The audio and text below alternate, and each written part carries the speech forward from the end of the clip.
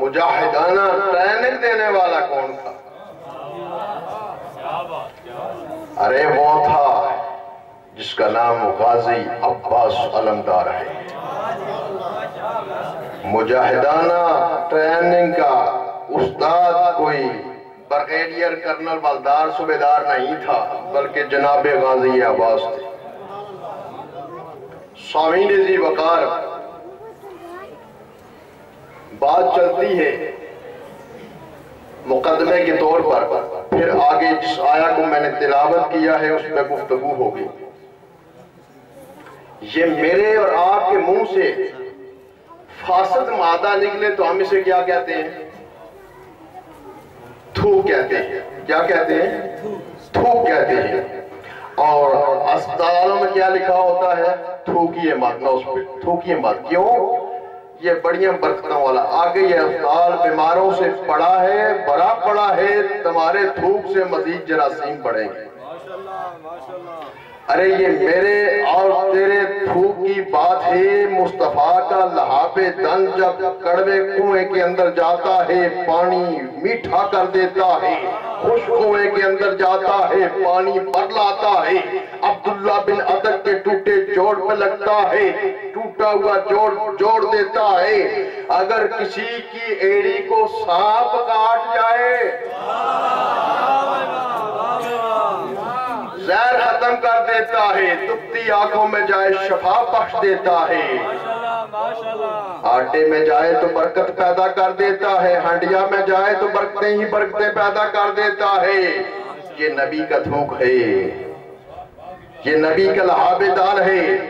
حضرت قتادہ کی آنکھ نکل جاتی ہے، آنکھ کا آنا انگلی پہ ہتھیلی پہ رکھتے ہیں اور مصطفیٰ کی بارگاہ میں آ جاتے ہیں۔ وہ بہت بڑے توحید پرست تھے، نبی کے مخلصین صحابہ سے بڑھ کر کوئی توحید کو نہیں جانتا۔ انہیں پتا تھا غیر سے مانگنا شرک ہوتا ہے۔ وہ کعبے میں نہ گئے، مسجد نبوی میں نہ گئے، وہ اللہ کی طرف متوجہ نہ ہوئے، کہا آقا میری آنکھ نکل گئی ہے، مجھے آنکھ چاہیے، مصطفیٰ سے مانگ رہے ہیں۔ ماشاءاللہ نعرہ تکبیر، اللہ نعرہ رسالت، یا رسول اللہ، نعرہ حیدری، یا علی۔ میرے آقا فرماتے ہیں قتادہ تجھے آنکھ چاہیے یا جنت چاہیے؟ عرض کی آقا آنکھ کا سوال تو میری طرف سے تھا، جنت کی عطا آپ کی طرف سے ہو رہی ہے، مجھے دونوں چاہیے۔ میرے آقا نے اپنا لحاف دن لگایا، اس آنے کو اپنی جگہ پر رکھا اور وہ کہتے ہیں اس آنے کی قوت بینائی، قوت بصیرت دوسری آنکھ سے زیادہ تھی جس میں لحاف مصطفیٰ تھا۔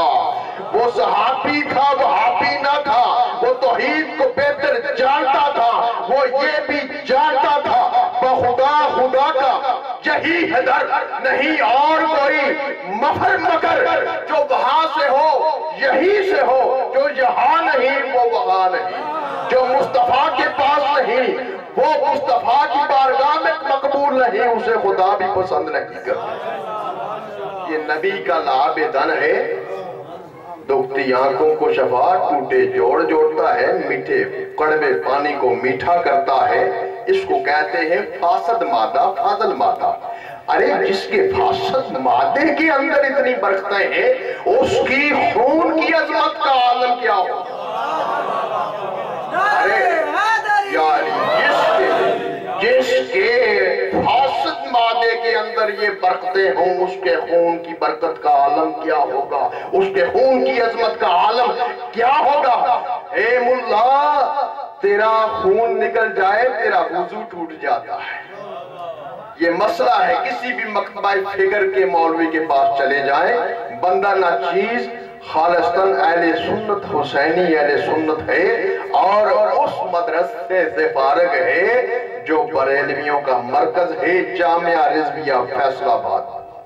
سامعین ذی وقار، امام احمد رضا خان بریلوی علیہ رحمہ کی صحیح تصویر سامنے نہیں لائی گئی، ان کے نام دیکھیں، خاندانوں کے نام دیکھیں، سب آئمہ اہل بیت اطہار پر ہیں۔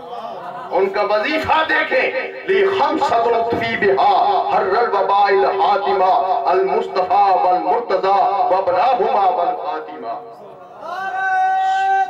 اللہ اکبر۔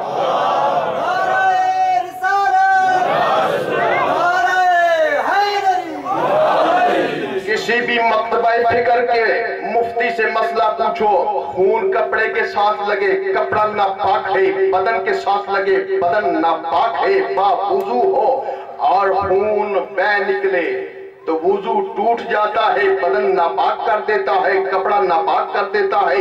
یہ تیرے خون کی بات ہے۔ مصطفیٰ کا خون اگر کسی کے معدے کے اندر چلا جائے، نبی کا خون شیشی میں ڈالا، باہر نکلے، دیکھا جہاں خون انڈیلا، کسی کا پاؤں آئے گا، کسی پرندے کا، کسی پرند چرند کا، کسی انسان کا، سوئے بے ادبی کا پہلو نکل سکتا ہے، یہ سوچ کر نبی کا خون پی ڈالا۔ میرے مصطفیٰ نے پوچھا، ارے اتنی جلدی واپس پلٹ آنے والے میرے خون کو کہاں انڈیل کے آئے ہو؟ آقا ایسی جگہ محفوظ کر دیا ہے جہاں سے بے ادبی نہ ہو سکے۔ کہاں محفوظ کیا؟ کہاں اپنے معدے کے اندر محفوظ کیا ہے۔ میرے آقا نے آواز لگائی، میرے آقا نے حکم دیا، سارے لوگ جمع ہو جاؤ، ارے سب جمع ہو جاؤ، جس پر جہنم کی آگ حرام ہو گئی اور جنت واجب ہو گئی ہے اس کے چہرے کی زیارت کر لو۔ ارے جس کے معدے کے اندر خون کے چند قطرے چلے گئے، میرے مصطفیٰ فرماتے ہیں جس پر جنت واجب ہو گئی اور جہنم کی آگ حرام ہو گئی ہے، آؤ وہ اس کے چہرے کی زیارت کر لو، میرے خون کے چند قطرے اس کے معدے کے اندر چلے گئے۔ ارے جس کے معدے کے اندر نبی کے خون کے چند قطرے چلے جائیں اس پر جہنم کی آگ حرام ہو جاتی ہے۔ جو سر کے بالوں سے لے کر پاؤں کے ناخن تک ہر عضو کے اندر، ہر بال کے اندر خون مصطفیٰ ہو، اس کی عظمت کا عالم کیا ہوگا؟ ارے لحم کا لحمی، جسم کا جسمی، یہ کون ہے؟ شہزادی یہ کون ہے؟ مخدومہ کائنات، موسوعہ کائنات کون ہے؟ یہ قوم رسول ہے۔ قیامت تک آنے والے نسل ساری کی ساری زہرا کی اولاد ہے، اس کے اندر خون رسول ہے۔ ادھر معدے کے اندر چند قطرے گئے، جہنم حرام ہو گئی، ادھر سجدوں کے سارے جسم خون رسول سے بھر رہے ہیں۔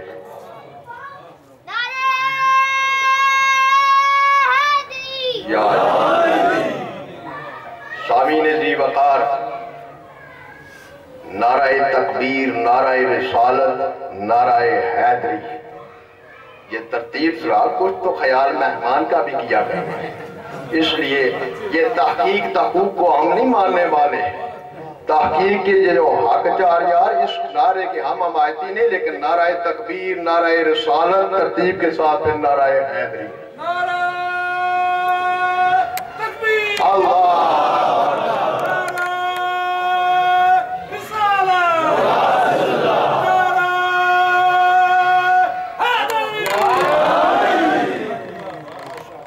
سامعین ذی وقار، آیا میں نے پڑھی ہے اس پہ آؤں گا۔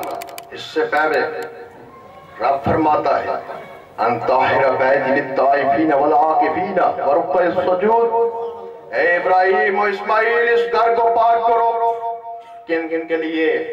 جو آ کر ادھر طواف کریں، جو اعتکاف کریں، جو سجود کریں۔ اب ایمان سے بتاؤ تمہارے عقیدے کے اندر کعبہ کب تک پاک رہے گا اور کب تک پاک ہے؟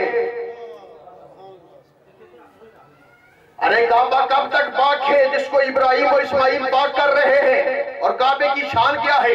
جو کعبے کی طرف دیکھے اس کی زندگی کے سارے گناہ معاف ہو رہے ہیں، پہلی نظر پر دعائیں قبول ہو رہی ہیں۔ جو کعبے سے ہو کر آئے وہ ایسے ہی ہے جیسے آج اس کی ماں نے اس کو پیٹ سے جنم دیا ہے۔ اس کی طہارت کب تک ہے؟ ارے کہے گا قیامت تک ہے اس کی طہارت، قیامت تک ہے اس کی طہارت۔ جو اسے دیکھے وہ پہلے پلیت ہو، گناہگار ہو، سیاہکار ہو، ارے جو بھی ہو، جو کعبے کے اندر جائے وہ صاف ہو جائے، وہ طاہر ہو جائے، وہ پاک ہو جائے، اور اس کی طہارت ہر ایک مسلمان کے عقیدے کے مطابق قیامت تک ہے۔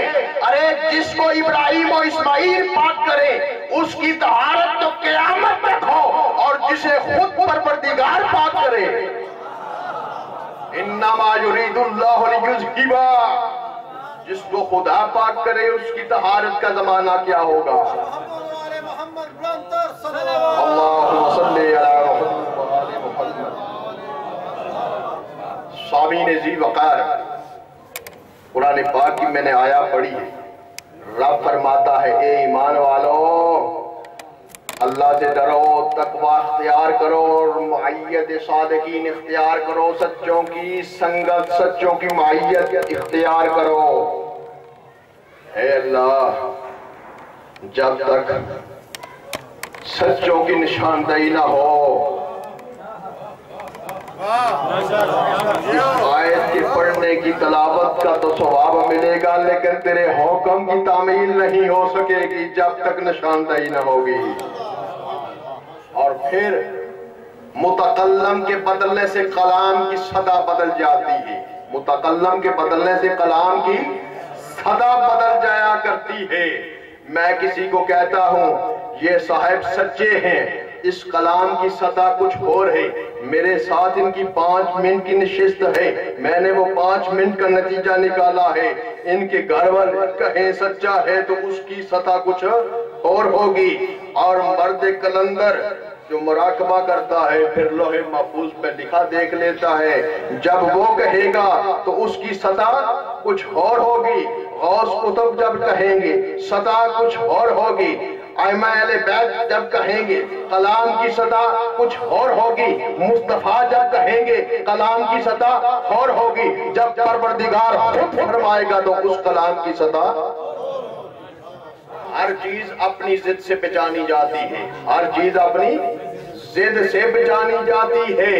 ہمیں دن کا تعارف ہوا جب ہم نے رات کا سامنا کیا، ہم نے دور کو دیکھا تو نزدیک کا اندازہ ہوا۔ ہر چیز اپنی ضد سے پہچانی جاتی ہے، اور جب